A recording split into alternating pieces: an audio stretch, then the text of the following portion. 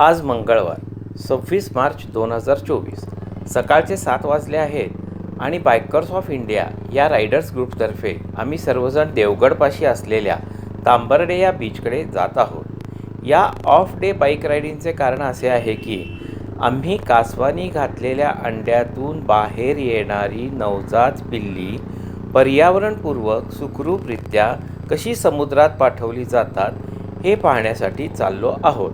याला कोकणामध्ये turtle festival किंवा कासव महोत्सव असे देखील म्हणतात। हा उपक्रम केंद्र सरकार, राज्य सरकार, फॉरेस्ट डिपार्टमेंट तसेच स्थानिक लोकांच्या मदतीने कोकणामध्ये दरवर्षी घेतला जातो। मी तुम्हाला फारसे प्रवास वर्णन सांगणार नाही, कारण वरच्या व्हिडिओमध्ये पाहून तुम्हाला ते लक्षात येईलच। आमच्या ग्रुपमधील रायडर मिहीर दफ्तरदार आणि त्यांचे वडील श्री नागेश दफ्तरदार, जे वाईल्ड लाईफ वॉर्डन म्हणून ओळखले जातात, यांच्या दोघांच्या उत्तम आयोजन आणि नियोजनामुळे खरं तर आम्हाला हा कासव महोत्सव पाहण्याची संधी मिळाली। त्यांनी दिलेल्या माहितीनुसार आपल्या कोकणाच्या किनारपट्टीवर 5 प्रकारचे कासव आढळतात। यातील सर्वात मोठे लेदर बॅक असे म्हटले जाते। ते साधारण 500 किलो वजनाचे असते आणि 6 ते 6.5 फूट इतके मोठे असते। दुसरी जात ग्रीन टर्टल, तिसरी जात नॉगर हेड जी शंख शिंपले खाऊन जगते, नंतर हॉक्सबिल आणि ओलिव्ह रेड हे सर्वात छोटे कासव असते। साधारण जानेवारी-फेब्रुवारीच्या दरम्यान रात्रीच्या वेळी मादी कासव काठावर येऊन अंदाजे 60 सेंटीमीटरपर्यंतचा खोल खड्डा करून एका वेळी अंदाजे 100 ते 140 अंडी घालते व वरची वाळू जशीच्या तशी करून ते कासव पुन्हा समुद्रात निघून जाते।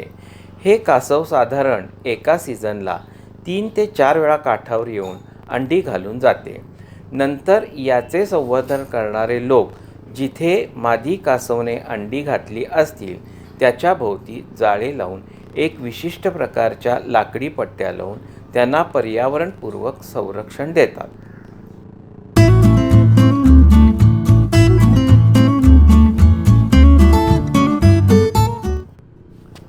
बघता बघता आम्ही आमच्या रिसॉर्टवर येऊन पोचलो। आमच्या रिसॉर्टचे नाव मंकी रिट्रीट असे होते। आम्ही सर्वांनी आमच्या बाईक बाहेरच्या पटांगणात पार्क केल्या आणि आपल्या रूमकडे रवाना झालो। सर्वजण खूप दमले होते। उन्हाचा तडाखा चांगलाच जाणवत होता। प्रत्येकाला आपल्या आपल्या रूममध्ये जाण्याची घाई होती।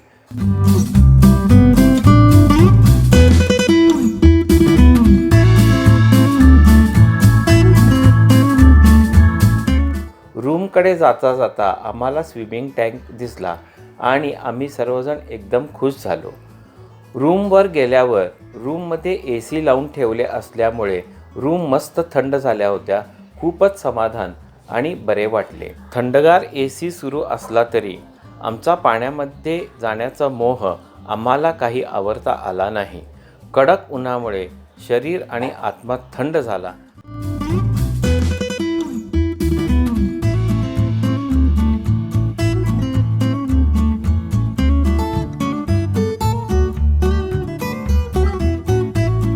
आणि आता आम्हाला भूक पण लागली होती। मग आम्ही सर्वजण जेवायला गेलो। व्हेज नॉन व्हेज असे दोन्ही मेनू जेवणासाठी होते।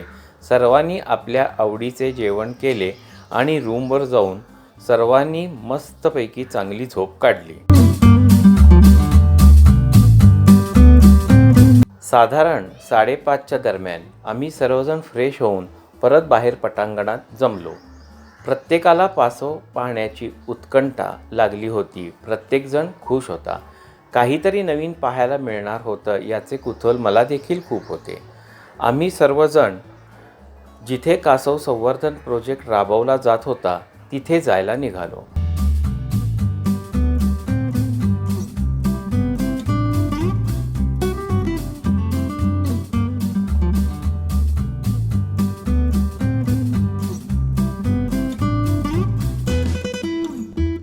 जाताना रस्ता फारसा काही चांगला नव्हता।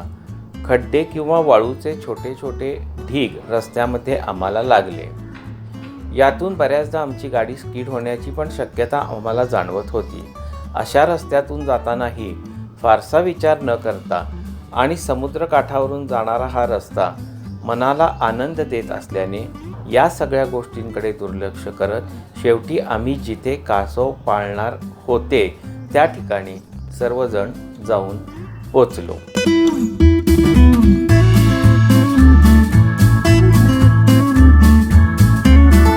आमच्या गाड्या आम्ही पार्क केल्या आणि श्री नागेश सर येण्याची वाट आम्ही सर्वजण पाहू लागलो. प्रत्येकजण खूप खुश होता, आनंदी होता. आता उन्हाचा तडाखाही कमी झाला होता. झुळझुळ वारा पण मस्त सुटला होता. आम्हाला आता लवकरात लवकर कासव पाहण्याची संधी मिळणार होती.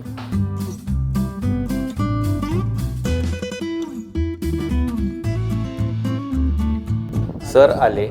त्यांनी आम्हाला संपूर्ण सविस्तर माहिती दिली आणि नंतर आम्ही सर्वजण समुद्र किनाऱ्यावर जिथे कासवांचे संवर्धन करण्यासाठी जाळी लावली होती तिकडे निघालो.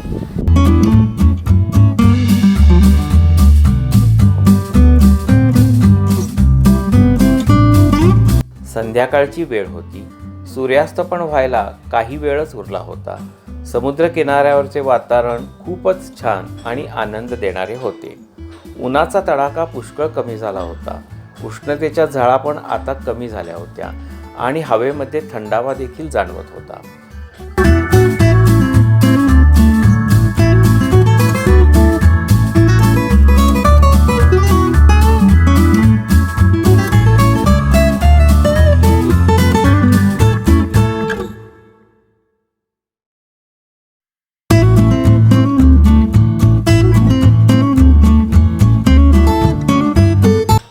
आम्ही सर्वजण इतके लकी ठरलो की जसे आम्ही कासवांच्या जाळ्यापाशी पोचलो तेव्हाच काही क्षणातच कासवांची पिल्ले वाळूतून प्रत्यक्षात वर येताना पाहण्याची संधी आम्हाला मिळाली.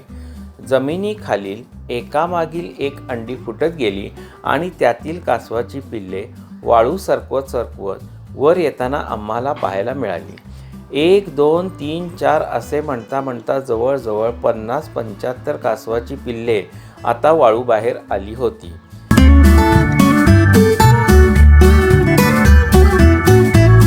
ती सर्व कासवाची पिल्ले थोडेसे पाणी असलेल्या एका टबमध्ये एका मागून एक सोडण्यात आली. आम्ही सर्वजण एक ठराविक नियंत्रण रेषेच्या मागे उभारलो आणि आता सर्व कासवांच्या पिल्लांना समुद्राच्या पाण्याच्या थोडेसे मागे सोडण्यात आले. यात एक आम्हाला असे आश्चर्य वाटले की एकही पिल्लू उलट दिशेने येत नव्हते.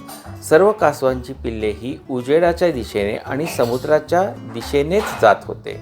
आज आपण सर्वांनी राईडला येताना तीव्र उन्हाच्या झळा अनुभवल्या.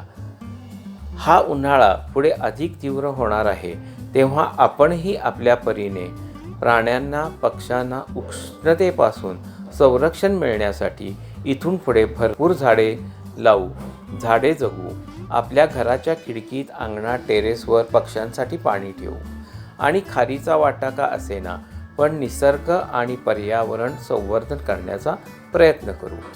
जसा जशा लाटा कासवांच्या पिल्लापाशी येत होत्या तशी तशी पिल्ले त्याच्याबरोबर वाहून परत किनाऱ्यावर येत होती. पण त्यांना मिळालेले नैसर्गिक बळामुळे आणि त्यांच्या नैसर्गिक बुद्धिमत्तेमुळे ही पिल्ले इतकी हुशार होती की समुद्राची लाट परत समुद्रात जाताना ही पिल्ले त्यांच्याबरोबर वाहत जाण्यासाठी स्वतःला त्या लाटेमध्ये झोकून देताना आम्हाला दिसत होती.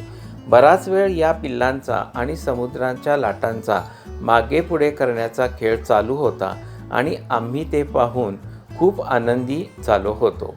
आम्ही सर्वजण खूप मग्न होऊन हे सर्व पाहत होतो.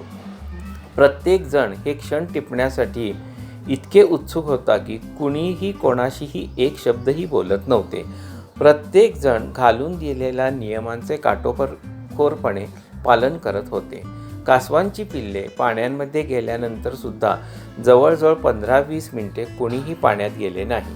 जेव्हा सरांना खात्री झाली की आता कासवाची पिल्ले सुखरूप समुद्राच्या पोटात गेली आहेत, तेव्हा सर्वजण समुद्रकिनाऱ्यावर इकडे तिकडे फिरू लागले.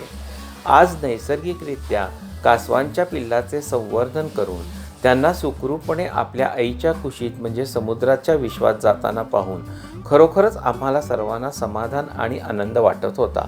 आपले सरकार, सरकारी अधिकारी तसेच कोकणातील स्थानिक लोक या कासवांचे संवर्धन करून त्यांना नैसर्गिकरित्या समुद्रात पाठवण्याचे जे कार्य करतात ते खरोखर खूप स्तुतिदायक आहे.